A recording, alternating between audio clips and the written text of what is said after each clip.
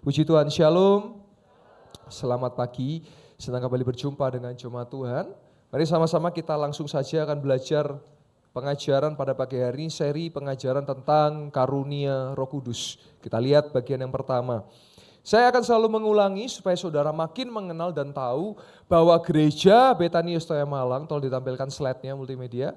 Gereja Betania Stoya Malang merupakan gereja beraliran Pentakosta. Ini akan selalu saya ulangi supaya saudara jangan heran kalau di tempat ini kita berbahasa roh, kalau di tempat ini mujizat terjadi, karena kita adalah aliran Pentakosta. Yang berarti kita percaya penuh bahwa kegerakan Roh Kudus itu masih ada sampai hari ini. Dalam bahasa lainnya itu kontinuitas. Yang dimana pada zaman Kisah Para Rasul itu juga terjadi pada hari ini. Dan dipenuhi dengan Roh Kudus, tandanya adalah berbahasa roh dan karunia Roh Kudus. Dipimpin Roh Kudus dengan tanda menghasilkan buah Roh Kudus. Kita punya 3 pilar, yaitu yang pertama iman, saudara beriman kepada Tuhan Yesus Kristus. Yang kedua, mujizat, kita percaya bahwa di tempat ini mujizat demi mujizat masih terjadi. Dan saya mau katakan jangan heran kalau saudara melihat datang dengan kursi roda pulang kembali jalan, datang dengan tongkat pulang tanpa tongkat, datang dengan sel kanker, pulang sel kanker dilenyapkan dalam nama Yesus, datang dengan benjolan, lenyap dalam nama Yesus. Karena kita percaya mujizat itu masih terjadi, yang percaya katakan amin. Bukan hanya mujizat kesembuhan, tetapi juga ada mujizat finansial. Kemarin malam saya dapat sebuah kesaksian yang dahsyat. Karena sebab itu saya katakan, setiap ibadah pasti ada mujizat. Entah disaksikan di tempat maupun ketemu dengan secara pribadi kepada saya. Dan kemarin malam ada kesaksian, ada sebuah keluarga yang sedang mengalami masalah finansial. Sehingga mereka minta tolong didoakan untuk anaknya bisa dapat beasiswa untuk sekolahnya. Karena butuh keringanan untuk biayanya. Dan itu saya doakan beberapa hari yang lalu. Dan kemarin malam saya percaya itu kuasa Tuhan dinyatakan. Dia berkata apa? Keluarga ini berkata apa? Puji Tuhan pastor, doa kami dijawab oleh Tuhan Yesus. Anak kami mendapatkan beasiswa. Kasih tepuk tangan buat kemuliaan Tuhan. Dan beasiswanya tidak main-main. Anak ini dapat beasiswa di sebuah sekolah yang saya anggap ini luar biasa ada di Kota Malang. Saya tidak bisa sebut sekolahnya apa, tapi ini salah satu sekolah favorit di Kota Malang. Dan puji Tuhan bukan hanya beasiswa yang didapatkan, tetapi dia juga mendapatkan keringanan untuk SPP-nya. Dan saya percaya kalau bukan Tuhan siapa lagi yang menolong. Dan itu artinya saudara, kalau dia mengalami, engkau juga bisa mengalami. Yang percaya katakan amin. Kasih tepuk tangan lagi buat kemuliaan nama Tuhan. Lalu pilar yang selanjutnya adalah Roh Kudus. Kita percaya akan Roh Kudus. Dipimpin dan dipenuhi Roh Kudus. Dan gereja kita memiliki visi yaitu percepatan dan pelipat gandaan. Mari sama-sama kita masuk lebih dalam. Kita mengenal 2 baptisan yang kita percaya. Perhatikan yang pertama, kita percaya yang namanya baptisan selam. Baptisan selam berbicara identitas yang baru. Dan kalau saudara belum dibaptis, saya menyarankan sebagai hamba Tuhan untuk serahkan diri Anda untuk dibaptis. Nanti akan ada pengertian, nanti akan ada pengajaran supaya saudara paham kenapa saudara perlu dibaptis. Dan ketika sudah dibaptis menjadi ciptaan yang baru. Lalu ada baptisan Roh Kudus. Baptisan Roh Kudus ini bicara otoritas. Saya mau kasih tahu kita hidup di dalam dunia, betul? Kita hidup di dalam bumi, betul? Kalau kita mau kalahkan dunia, maka saudara dan saya butuh kekuatan yang bukan dari dunia. Saudara dan saya butuh kekuatan dari mana? Dari luar dunia, dan itu adalah kekuatan dari Roh Kudus. Otoritas ini bicara kuasa. Kisah Para Rasul 1 ayat yang ke-5 dan ke-8. Sebab Yohanes Pembaptis membaptis dengan air, tetapi tidak lama lagi kamu akan dibaptis dengan, boleh dibaca, Roh Kudus.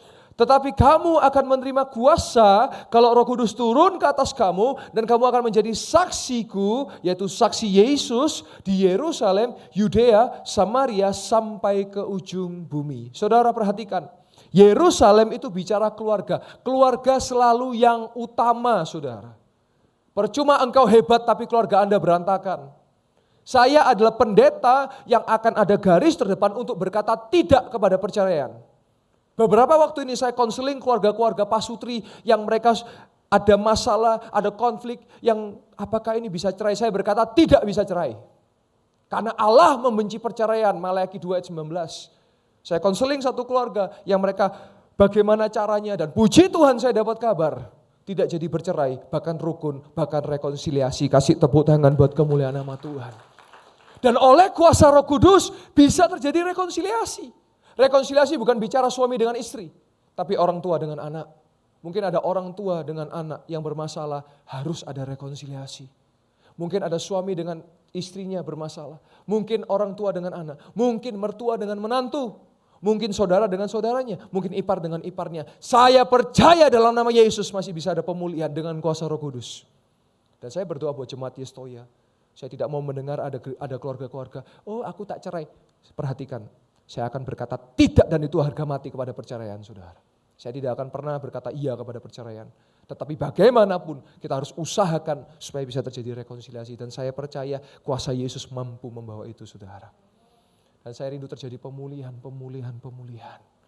Keluarga adalah yang utama saudara. Harus rukun, harus saling mengasihi. Lalu Yudea bicara tentang pekerjaan. Saya bersyukur hari ini saya mendoakan beberapa jemaat oleh kuasa nama Yesus, oleh kuasa Roh Kudus. Yang nganggur-nganggur puji Tuhan hari ini sudah dapat kerja yang baik, menerima upah juga yang baik. Dan mungkin kalau hari ini ada saudara yang mungkin masih nganggur, saya juga berdoa tetap semangat bahwa Tuhan bisa memberikan pekerjaan buat engkau yang saya katakan amin. Dia bisa memberkati saudara dan saya. Studi, saya berharap saya melihat ada anak-anak muda karena saya anak muda. Jangan berhenti belajar, jangan berhenti studi baik formal non formal. Kemarin saya puji Tuhan menyelesaikan S2 saya dan saya lanjut ke S3 doktoral. Karena perlu terus belajar dalam teologi. Saudara juga sama, saudara terus belajar baik formal maupun non formal. Yang ketiga, Samaria bicara provinsi, ujung bumi bicara bangsa-bangsa. Lebih lanjut, Yohanes 1 ayat yang ke-12. Tetapi semua orang yang menerimanya, tolong bantu saya, di sini siapa? Yesus Kristus Tuhan. Diberi oleh Yesus kuasa supaya menjadi anak-anak Allah, yaitu mereka yang percaya dalam namanya. Saudara, nanti saya akan kasih kesaksian-kesaksian. Ada seorang oma yang datang dengan kursi roda dan pulang kembali berjalan. Lalu ada juga seorang ibu yang punya benjolan di kepalanya tiba-tiba lenyap dalam ibadah. Dan kemarin saya juga membakar benda klenik pedang saudara yang cukup panjang dan dihancurkan dalam nama Yesus. Lalu saya juga bersama dengan asisten gembala Pak Mek, saya membakar jimat saudara dibakar dalam nama Yesus. Artinya kalau kita punya kuasa gak usah takut dengan kuasa gelap, yang percaya katakan amin. Tidak usah takut dengan setan karena ada kuasa bagi orang yang percaya. Kata kuasa dalam bahasa Greka atau Yunani artinya dunamis, memiliki arti kemampuan, kekuatan, energi dan kuasa supranatural, kuasa yang sama daripada Tuhan Yesus Kristus dan diberikannya kepada orang yang percaya. Jadi kalau Anda dan saya percaya Yesus, kuasa itu ada buat saudara dan saya yang percaya katakan amin. Lanjut. Dalam perjanjian baru, tubuh kita adalah bait Allah, di mana Roh Kudus berada dan tinggal. Tolong bantu saya. Nanti saudara boleh buka kembali Alkitab saudara dalam perjanjian lama. Pada zaman dulu, pada perjanjian lama, ada yang namanya kemah tabernakel. Betul tidak? Betul tidak? Bantu saya. Betul ya? Ada 3 bagian dari kemah tabernakel. Tolong bantu saya. Saya senang kalau khotbah interaktif ya, jadi kalau saya tanya tolong dijawab. Ada 3 bagian di kemah tabernakel. Apa saja bagiannya? Paling depan? Pelataran. Tengah? Ruang Kudus. Dan yang paling dalam ruang maha, ada apa di ruang maha kudus? Bantu saya. Nah, saya berharap saudara, saya khotbah ini saya rindu supaya saudara terpancing rindu baca firman. Di dalam kemah tabernakel ada apa? Tabut perjanjian. Nah, tabut perjanjian adalah lambang hadirat Allah pada perjanjian lama. Tidak bisa orang sembarangan menyentuh. Bahkan imam sekalipun menyentuh bisa mati kalau enggak kudus, saudara. Nah, di dalam tabut perjanjian bantu saya ada 4 barang di dalamnya, ada 4 benda. Bantu saya apa saja? 2 loh batu, lalu apa lagi? Gulungan kitab Taurat, lalu apa lagi? Mana berisi buli-buli emas. Yang keempat terakhir apa? Tongkat Harun yang bertunas. Barang-barang ini ada di dalam tabut perjanjian dan ini adalah lambang daripada, lambang dari apa? Halo, bantu saya. Hadirat Tuhan, hadirat Allah. Lalu dibangunlah bait Allah. Siapa yang membangun bait Allah pertama kali? Tolong bantu saya. Ayo dibaca lagi ya Alkitabnya ya. Kita orang Kristen kalau sampai kita nggak baca Alkitab celaka kita. Karena itu adalah kekuatan kita. Siapa yang bangun pertama kali bait Allah? Salomo. Raja Salomo. Kenapa Raja Daud nggak bisa? Bantu saya. Kenapa Raja Daud nggak bisa? Karena Raja Daud Tangannya penuh dengan darah, dia bertarung, dia fight, dia perang. Sedangkan Salomo tidak. Nah saudara, bait Allah juga dari 3 bagian. Apa saja? Pelataran, ruang kudus, ruang maha kudus. Nah sekarang saudara itu perjanjian lama. Kalau perjanjian baru, saudara dan saya adalah bait Allah. Saya kasih contoh. Apa artinya? Tubuh, jiwa, dan roh. Dalam perjanjian baru, hadirat Allah juga dilambangkan dengan Roh Kudus. Nah, Roh Kudus tinggal di mana? Dalam roh saudara dan saya. Bisa paham sampai detik ini? Artinya, kalau Roh Kudus ada tinggal di dalam Anda, tolong jangan hidup dalam kenajisan. Kalau Roh Kudus tinggal di dalam saudara dan saya, tolong bantu saya, jangan hidup dalam perzinahan. Sebab Roh Allah 1 Korintus 6 ayat 19 tinggal di dalam tubuh saudara dan saya. Dengan demikian daripada setiap kita dapat dipenuhi dengan Roh Kudus dan hidup disertai karunia-karunia Roh Kudus. Karunia Roh Kudus ini penting buat kita menghadapi kehidupan ini saudara. Kehidupan gak tambah mudah.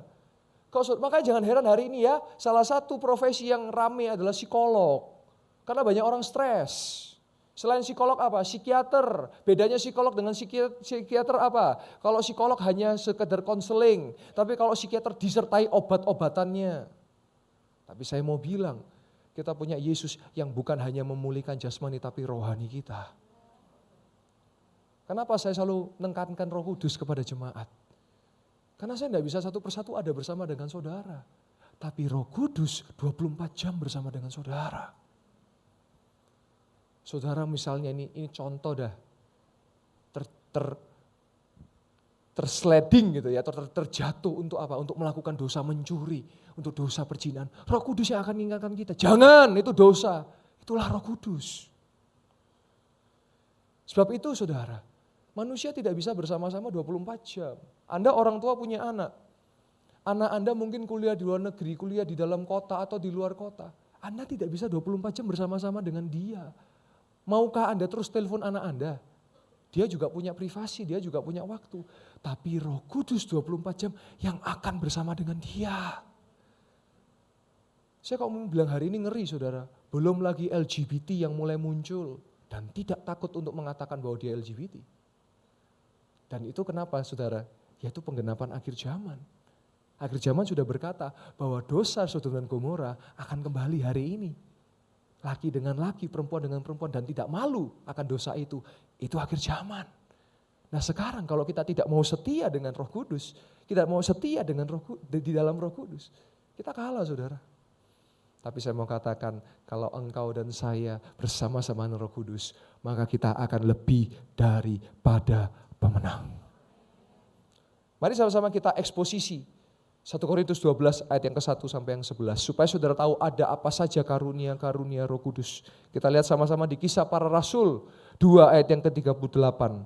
Jawab Petrus kepada mereka, bertobatlah dan hendaklah kamu masing-masing memberi dirimu dibaptis dalam nama Yesus Kristus untuk pengampunan dosamu. Maka kamu akan menerima, tolong dibaca, karunia Roh Kudus. 4 tahap untuk saudara menerima karunia Roh Kudus. Yang pertama, saudara harus hidup dalam pertobatan. Saudara, saya sering mendengar orang, ya inilah dosa saya 20 tahun yang lalu. Saya mau bilang, setiap hari kalau kita minta ampun kepada Tuhan, Dia pasti mengampuni kita.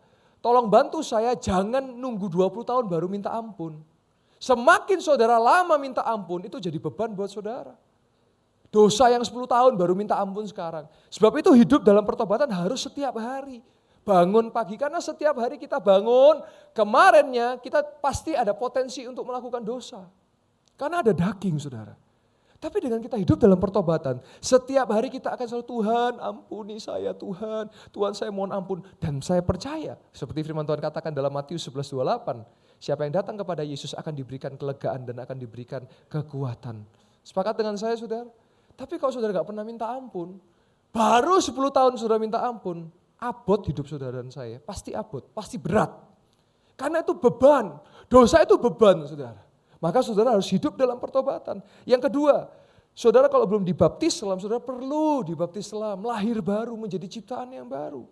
Lalu pengampunan dosa dikuduskan dan disucikan setiap hari saudara. Harus minta ampun kepada Tuhan. 1 Yohanes 4 ayat yang ke-8. Sebab kalau kita mengaku dan setia, mengaku dosa kepada Tuhan, Dia Allah yang setia dan adil akan menyucikan, menguduskan kita. Lalu yang keempat, barulah kita menerima karunia Roh Kudus. Mari kita eksposisi 1 Korintus 12 ayat yang ke-1 sampai 11, slide berikutnya. Eksposisi itu artinya kita mau mengambil sari-sarinya, kita mau mengeluarkan isinya daripada 1 Korintus 12 ayat 1 sampai 11. Ayat yang ke-8, sebab kepada yang seorang roh memberikan karunia untuk berkata-kata dengan hikmat, dan kepada yang lain roh yang sama memberikan karunia berkata-kata dengan pengetahuan. Saya akan jelaskan satu persatu. Berkata-kata dengan hikmat itu artinya perkataan kita bersumber dari Roh Kudus dan firman Tuhan. Dan perkataan kita pasti membangkitkan dan menguatkan orang lain. Saudara, saya mau bilang, seringkali mulut kita ini ada lidah. Lidah gak bertulang tapi tajam lebih daripada pedang. Kalau kita ketemu orang, saya kasih saran buat jemaat Tuhan. Jangan dibiasakan ngomongin fisiknya orang. Ketemu, loh kok mukanya kok kusut ya? Loh kok mukanya kok tembem ya? Nggak semua orang mau dibahas fisiknya, saudara. Saya adalah orang yang gak suka fisik saya dibahas. Dan saya lakukan kalau saya ketemu orang. Walaupun saya tahu mukanya kusut, tapi saya akan berkata, apakah saya berkata tolong disetrika dulu? Ya enggak, saudara. Saya akan kan kusut ya. Saya akan berkata apa? Semangat, sukacita, ada mujizat Tuhan, Tuhan memberkati engkau. Itu kata-kata yang positif. Jadi kalau kata-kata positif itu dari Tuhan. Tapi kalau orang suka gosip negatif, dari mana itu ya? Positif Tuhan, negatif iblis. Udah, pilihannya cuma dua. Kalau enggak positif, negatif, tapi saya mau yang positif. Suatu kali ada sebuah keluarga, suami istri, belum punya anak saudara. Dia kepahitan dengan keluarganya, kenapa? Karena setiap reunian keluarga, hari liburan ketemu selalu dibahas. Kapan ngisi, kapan meteng, tonggomu lo wes meteng, kamu kok enggak meteng, kutukan ya? Wih, sakit itu saudara. Enggak boleh ya seperti itu ya. Saya percaya kita tidak akan seperti itu, amin. Justru kalau ada keluarga kita yang mohon maaf belum punya anak, kita kuatkan mereka. Percaya dalam nama Yesus engkau bisa hamil. Percaya dalam nama Yesus Tuhan akan bukakan buah kandungan. Harus begitu saudara. Suatu kali ada seorang wanita saudara. Dia juga sulit punya anak. Tahu kenapa? Karena ternyata dia kepahitan dengan papanya. Karena keluarga ini punya budaya tradisi. Kalau anak perempuan gak dianggap saudara. Yang dianggap cuma anak laki-laki. Saya mau bilang kepada saudara semua, mau anak laki-laki, mau anak perempuan semuanya sama, amin. Tidak ada beda. Tetapi dalam keluarga ini, anak perempuan dianggap anak luar. Karena nanti ikut suaminya, dianggap anak luar kalau yang laki-laki meneruskan marga atau keluarganya. Dia kepahitan sekali, tapi ketika didoakan pelepasan, dia melepaskan pengampunan kepada ayahnya, kepada papanya. Puji Tuhan, hari ini yang sulit punya anak, hari ini anaknya sudah 3. Kasih tepuk tangan buat kemuliaan nama Tuhan. Jadi saya rindu mulut kita dipakai untuk berkata-kata hikmat. Ketemu orang, mampir ke rumahnya, ojo ngomong negatif, ngomong yang positif. Mau saudara? Amin. Yang kedua, berkata-kata dengan pengetahuan, menyampaikan informasi yang terselubung, menyingkapkan hal yang tertutup. Saya sebagai hamba Tuhan banyak punya pengalaman ini. Saya kalau ketemu orang, saya doa sebentar, saya nggak pernah kenal orang ini, tapi tiba-tiba Tuhan pimpin dan Tuhan tuntun. Anda begini ya, A, B, C. Loh kok pastor kok tahu? Padahal kita nggak pernah kenal. Ya Roh Kudus yang menuntun saya untuk memberikan pengetahuan. Dan kalau itu nanti dilakukan, maka terjadi pertolongan Tuhan dalam hidupnya. Nah saya rindu setiap kita bisa berkata-kata dengan pengetahuan. Lanjut saudara, ayat yang ke-9. Kepada yang seorang roh yang sama memberikan iman, dan kepada yang lain ia memberikan karunia untuk menyembuhkan. Iman menyatakan kuasa dan otoritas Allah dalam hidupnya. Orang menjadi percaya Yesus. Saudara, saya sungguh rindu, ini hati saya buat jemaat Tuhan. Saudara jangan hanya jadi orang yang cuma datang ke gereja, duduk, pulang, selesai. Enggak. Tuhan minta kita untuk jadikan bangsa-bangsa murid dan baptis mereka dalam nama Bapa, Putra dan Roh Kudus. Maka saya rindu saudara keluar, pulang dari tempat ini. Jadilah berkat, yang mau jadi berkat katakan amin. Oh Tuhan, Pakailah hidupku selagi aku masih kuat. Bila saatnya nanti ku tak berdaya lagi, hidup ini sudah jadi berkat. Saya melihat banyak orang sehat hari ini, amin. Layanilah Tuhan. Melayani tidak harus di gereja, tidak harus di mimbar, di kantor saudara, di keluarga saudara. Kalau Anda istri, layani suami Anda. Kalau Anda suami, layani keluarga Anda. Jangan nunggu sakit dulu baru pelayanan. Anda sedang ngasih sisa sama Tuhan, Tuhan gak pernah kasih kita sisa. Banyak orang kalau sakit, pastor kalau saya sehat, saya akan pelayanan. Oh, tahan dulu, fokus sama sembuhnya dulu, pelayanan nanti aja. Karena saya banyak menemukan setelah sembuh, lupa, lali.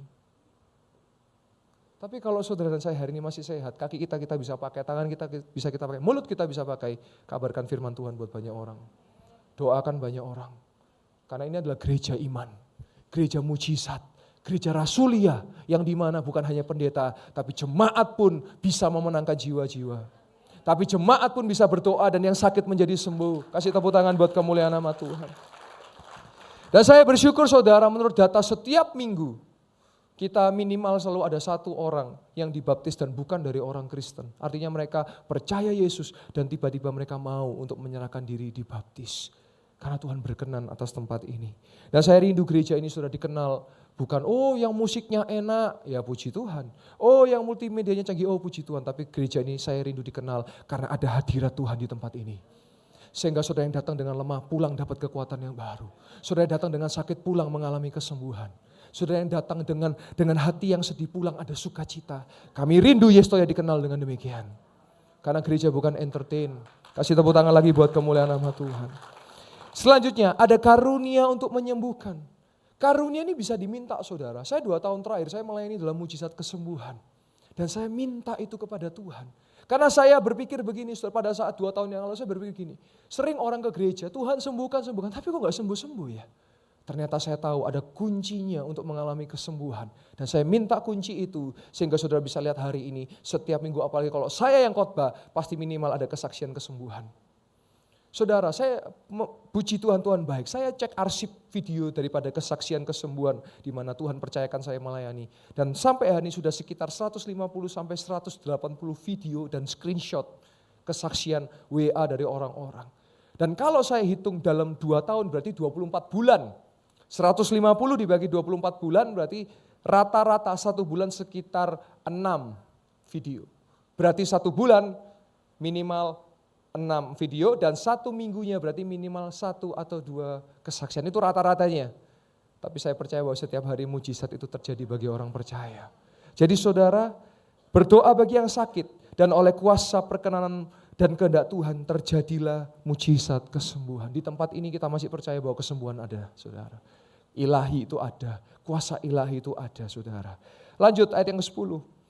Kepada yang seorang roh memberikan kuasa untuk mengadakan mujizat, karunia bernubuat, karunia membedakan bermacam-macam roh, karunia berkata-kata bahasa roh dan menafsirkan bahasa roh. Selanjutnya, mengadakan mujizat artinya saudara percaya bahwa Tuhan Allah masih bisa mengadakan hal yang supranatural dalam hidup saudara dan saya.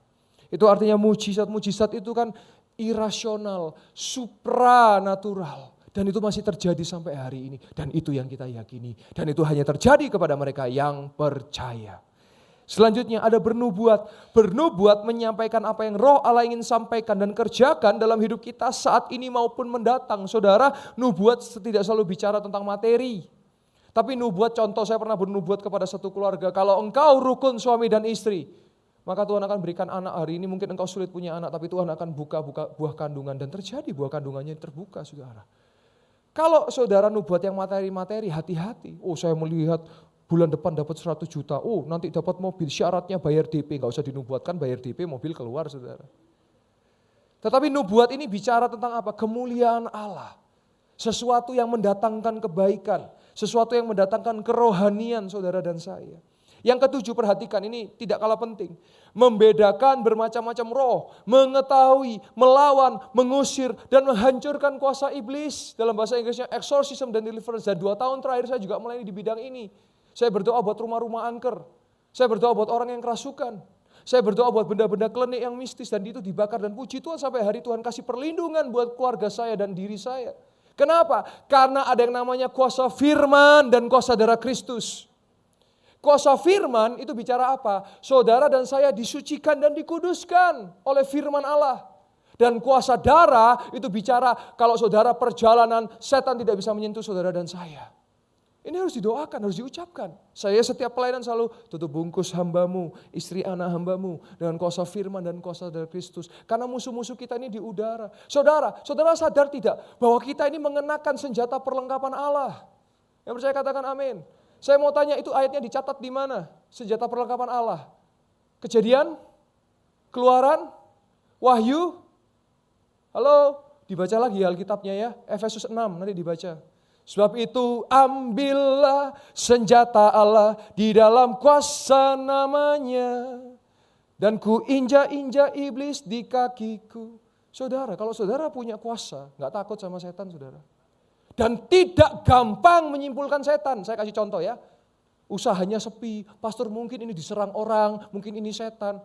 Kalau marketingnya nggak bagus, produknya nggak bagus, mungkin kalah bersaing, ya jangan ngomong setan dong.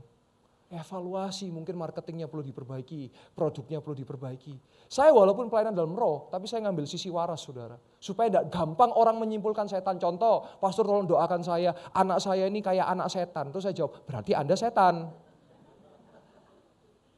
Tidak selalu. Kalau anak Anda mungkin hari ini nakal, saya kasih saran sebagai hamba Tuhan, didiklah anakmu. Mungkin dia belum pernah dididik. Kalau hari ini anak Anda tidak pernah diajar, jangan heran kalau dia jadi kurang ajar. Saudara, saya mau bilang, saya juga sebagai orang tua, kita sebagai orang tua bukan cuma manak tok, tapi harus mendidik anak-anak kita. Dididik dengan apa saudara? Dengan firman Tuhan. Musa berkata apa? Didiklah anakmu siang dan malam dan ulang-ulangilah Taurat Tuhan, firman Tuhan. Jadi tidak selalu, tapi memang ada kuasa gelap.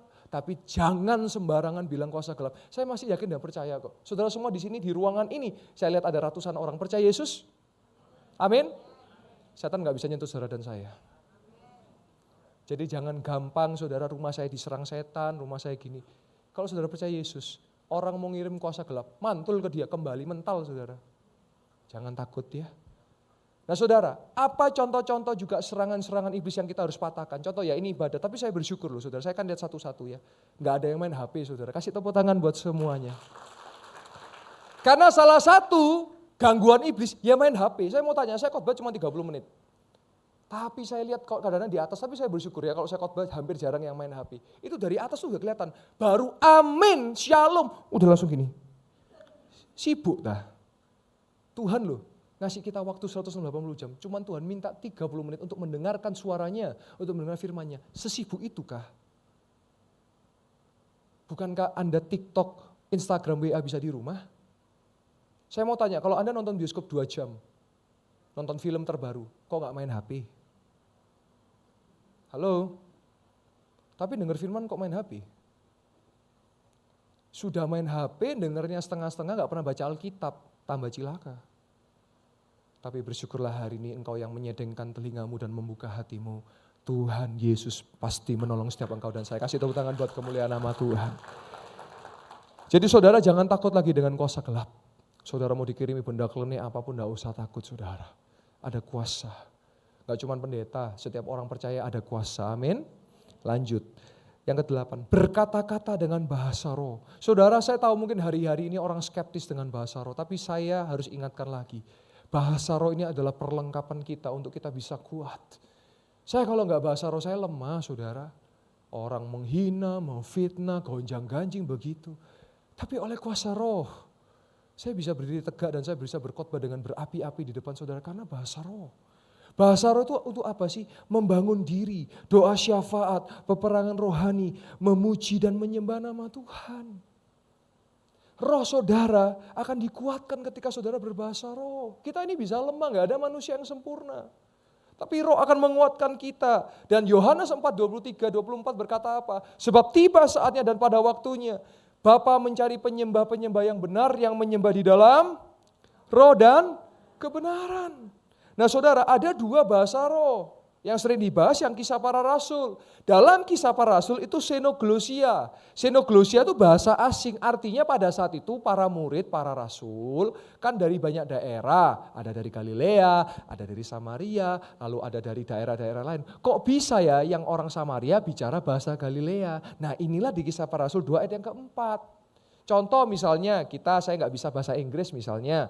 Tapi ketika saya berbahasa asing, xenoglosia, saya bisa ngomong bahasa Inggris dan orang jadi mengerti. Itu yang pertama.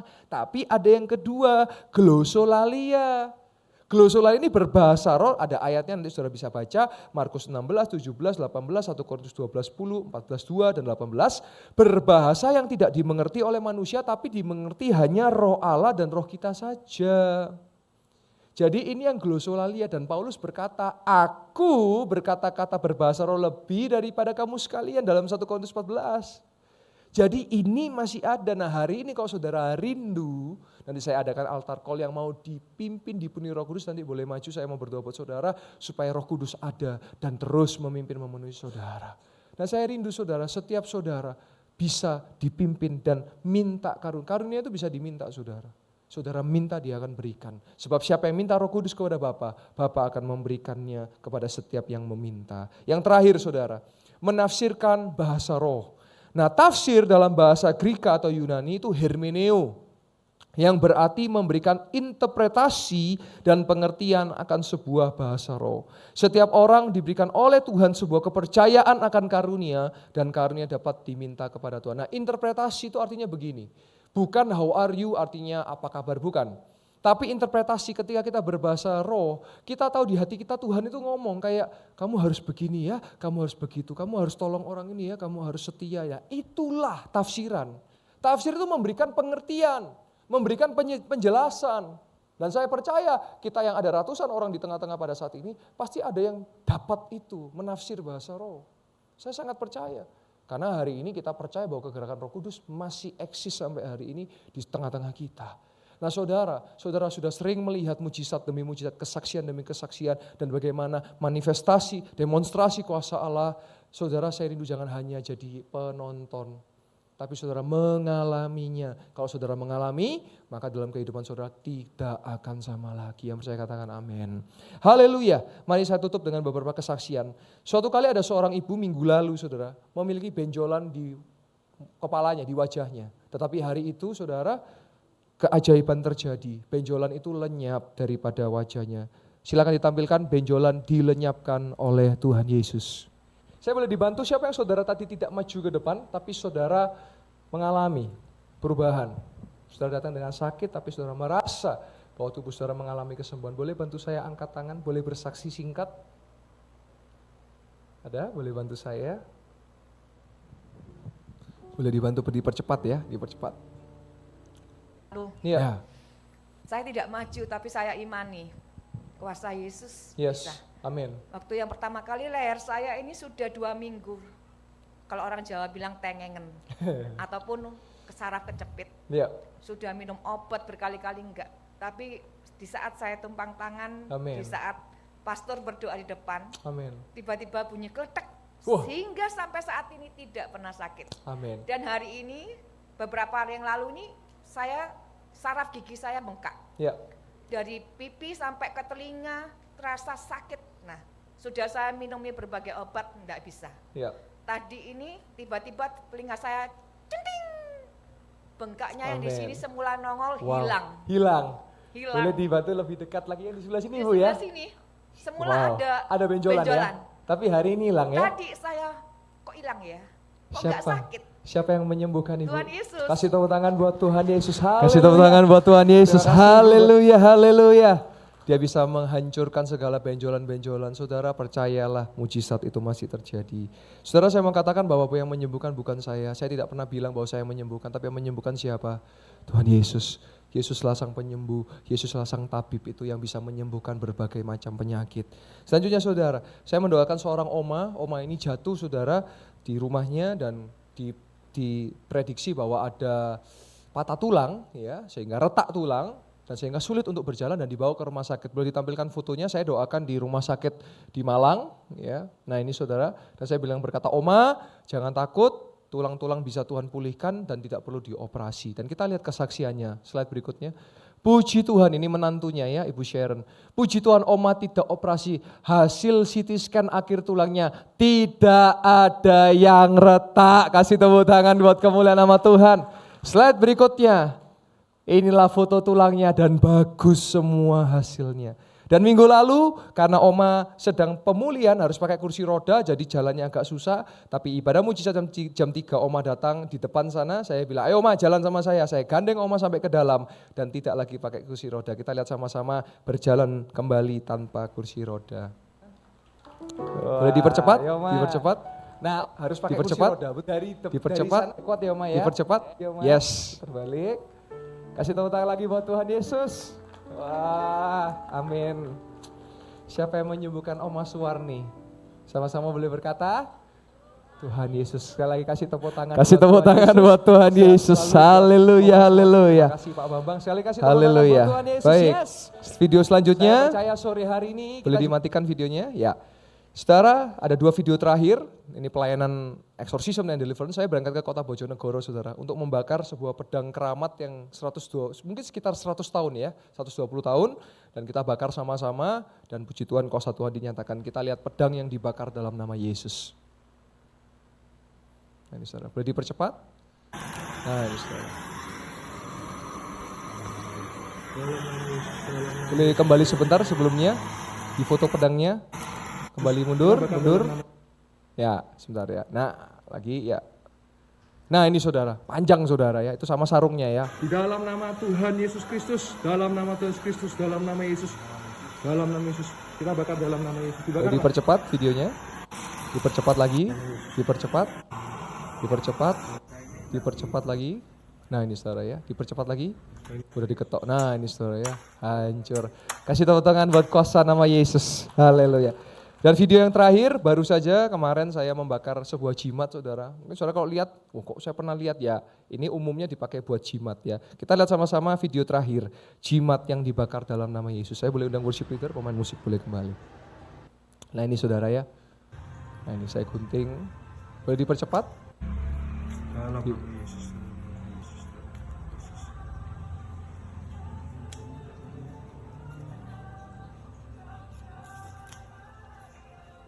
Tapi kalau untuk orang-orang percaya Yesus tidak semudah itu, tidak semudah itu.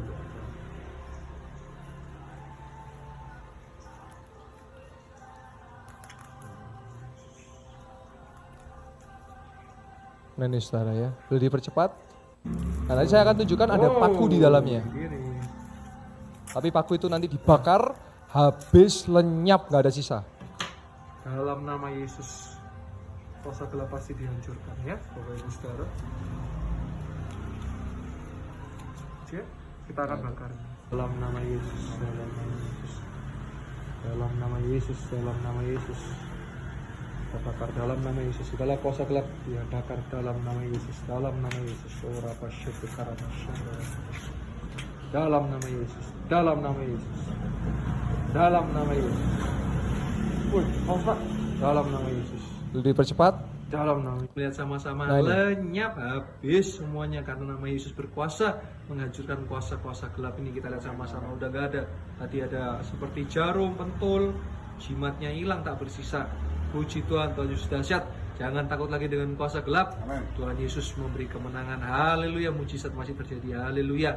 Amin, amin, amin. Amin, kasih tepuk tangan buat kemuliaan nama Tuhan. Jangan takut lagi saudara ya, kita punya kuasa nama Yesus. Saya rindu cuma Tuhan pulang, ada kekuatan yang baru. Saudara mungkin datang dengan lemah. Sebentar saya akan adakan altar call. Saya rindu sungguh jemaat yang mau dipenuhi dengan Roh Kudus. Doa saya buat saudara, saudara jadi berkat buat orang lain. Sehingga saudara dikenal menjadi orang-orang yang percaya Yesus dan setia kepada Yesus. Saya sebagai hamba Tuhan juga saya rindu ketika saya kembali menghadap Tuhan. Setiap daripada kita pasti dipanggil Tuhan, gak ada yang bisa menghindarkan itu. Tetapi saudara-saudara mau dipanggil dalam bagaimana gitu. Apakah dikenal sebagai, oh ini orang jahat. Atau saudara mau dikenal sebagai, inilah hamba Tuhan yang setia. Hamba Tuhan gak bicara pendeta ya. Tapi hidup saudara dan saya, kita adalah hamba-hamba Tuhan. Kita adalah pelayan-pelayan Tuhan. Melayani di bidang masing-masing. Kalau saya adalah pendeta, saudara melayani di rumah saudara. Layanilah keluarga Anda. Saudara di sekolah, layanilah sekolah Anda. Saudara di kantor, layanilah pekerjaan Anda. Terlebih saudara adalah pelayan Tuhan, layanilah Tuhan dan jemaat dengan sungguh-sungguh. Biar bila saatnya nanti kita tidak berdaya lagi, hidup Anda dan saya sudah jadi berkat. Saya undang jemaat Tuhan boleh bangkit berdiri, lampu boleh dipadamkan. Saya rindu nyanyi satu lagu ini. Biar belas kasih-Mu Bapa penuhi hati kami, curahkan kuasa Roh Kudus-Mu, api kemuliaan-Mu. Kami percaya membakar hati yang rindu setiap yang rindu melayani Tuhan. Nanti saya buka altar call, yang rindu dipenuhi Roh Kudus nanti boleh maju. Yang sakit pun boleh maju. Saya mau berdoa buat saudara. Haleluya. Oh Rabasya.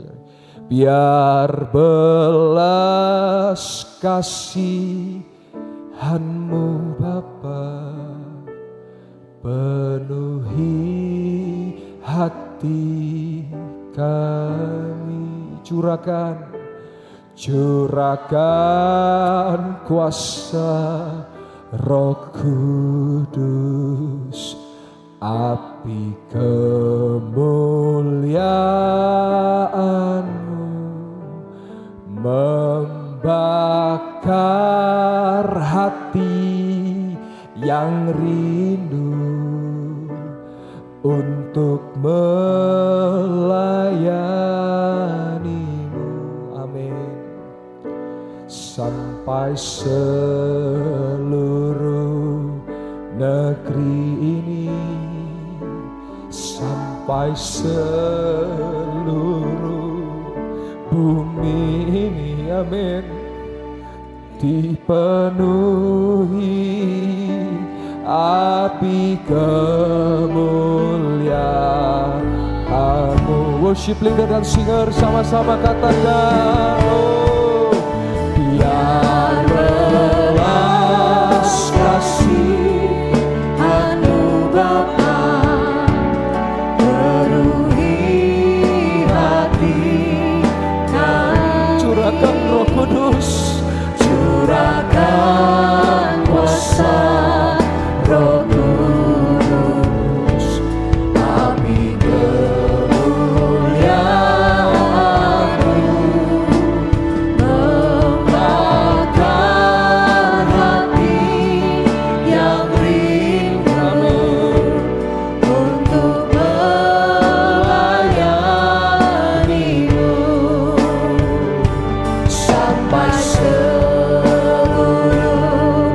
negeri ini, amin, sampai seluruh bumi ini dipenuhi api kemuliaan.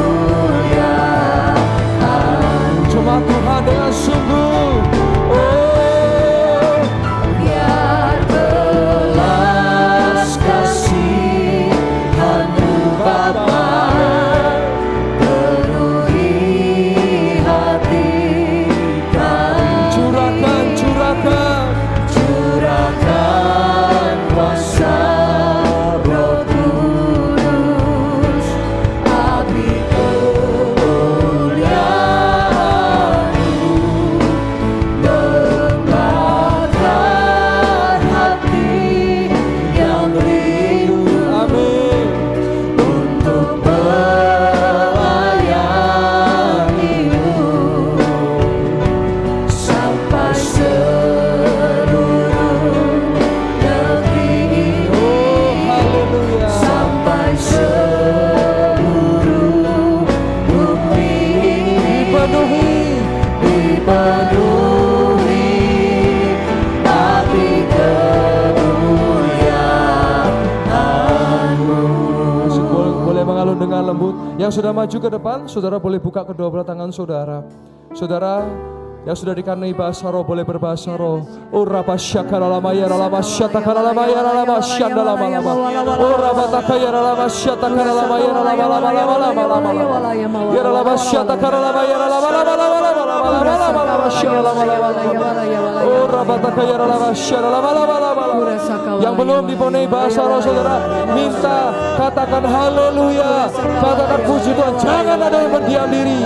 Oh rabasyanda lama lama lama lama syanda lama lama lama.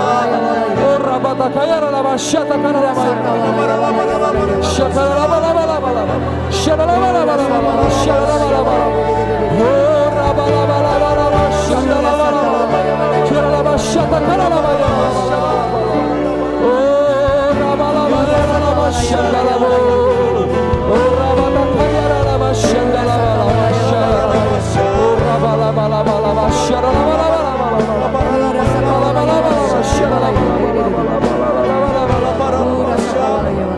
haleluya, haleluya. Semua jemaat tetap berdiri dan berdoa. Saya akan mendoakan yang di depan bisa bersiap dan percaya bahwa engkau akan dipimpin dipenuhi Roh Kudus. Sebelum saya tumpang tangan kepada saudara dan terjadi impartasi kuasa Roh Kudus, saudara berkomitmen sendiri dengan Tuhan. Saudara yang berkata-kata, Roh Kudus penuhi aku, Roh Kudus pimpin aku mau dipakai Tuhan, aku mau dipakai Tuhan. Bersiap yang di bawah bersiap. Urabatakaya lama syadalama lama lama lama lama lama lama lama lama lama syadalamu. Oh Tuhan, pakailah hidupku selagi aku masih kuat.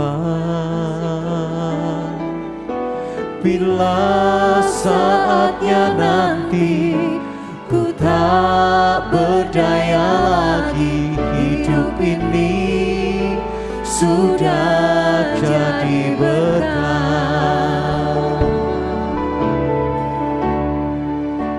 Pakailah hidupku selagi aku masih kuat. Bila saatnya nanti ku tak berdaya lagi, hidup ini sudah jadi berkah. Oh Tuhan, pakailah hidupku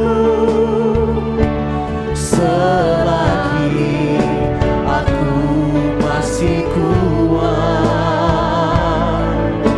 Bila saatnya nanti ku tak berdaya lagi, hidup ini sudah jadi berkah. Oh Tuhan, pakailah hidupku selagi aku masih kuat.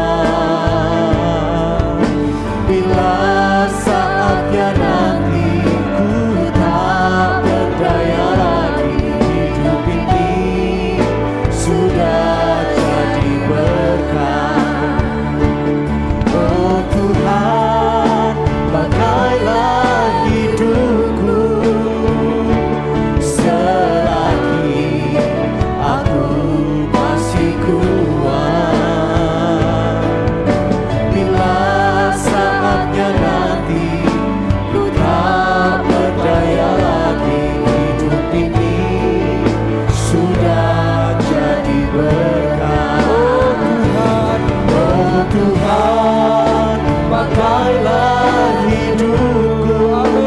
hidupku selagi aku masih kuat. Bila saatnya nanti ku tak berdaya lagi, hidup ini sudah jadi berkah. Jemaat yang dikasih Tuhan, sebelum saya tutup dalam doa firman, saudara yang datang dengan sakit, saudara boleh letakkan tangan saudara pada bagian-bagian yang sakit. Saya akan berdoa dari mimbar ini dan percaya bahwa ada kuasa Yesus di tempat ini. Tuhan Yesus sama berdoa buat yang sakit, bahu yang sakit, kepala yang sakit. kaki yang sakit, pergelangan tangan yang sakit, hati yang sakit, yang terluka. Dalam nama Yesus sembuh dan sehat. Dalam nama Yesus sembuh dan sehat. Kami hancurkan segala sel kanker dalam nama Yesus. Kami hancurkan segala sel tumor dalam nama Yesus. Kami hancurkan segala miom dan kista dalam nama Yesus. Kami hancurkan segala virus-virus itu dalam nama Yesus. Yang sudah batuk sekian lama bulan, gak sembuh-sembuh, hari ini engkau disembuhkan dalam nama Yesus. Yang flu juga lama tak sembuh, hari ini engkau disembuhkan dalam nama Yesus. Hari ini engkau yang juga belum dapat pekerjaan, percaya Tuhan sediakan pekerjaan bagi engkau dalam nama Yesus. Hari ini yang sedang susah, percaya Tuhan menyiapkan berkat dalam nama Yesus buat engkau. Dalam nama Yesus, dalam nama Yesus. Dalam nama Yesus, dalam nama Yesus. Oh haleluya. Saya tidak tahu siapa, saudara tidak perlu maju. Tapi saya mau berdoa dari mimbar ini. Saudara adalah seorang istri. Dan saudara sedang bermasalah dengan suami Anda. Saya mau berdoa. Dalam nama Yesus, Anda dan suami dipulihkan dalam nama Yesus. Pemulihan terjadi dalam nama Yesus. Silakan saya beri waktu saudara untuk boleh berdoa beberapa menit. Berdoa. Yang sudah dikani bahasa roh kita boleh berbahasa roh. Shekiri lama syanda lama. Urabata kaya lama syata kara lama syanda Urabala syata kara lama Urabala syanda lama syata kara lama Shekiri lama syakara lama Urabala syata kara lama syanda. Haleluya. Shadalama shatakaralama.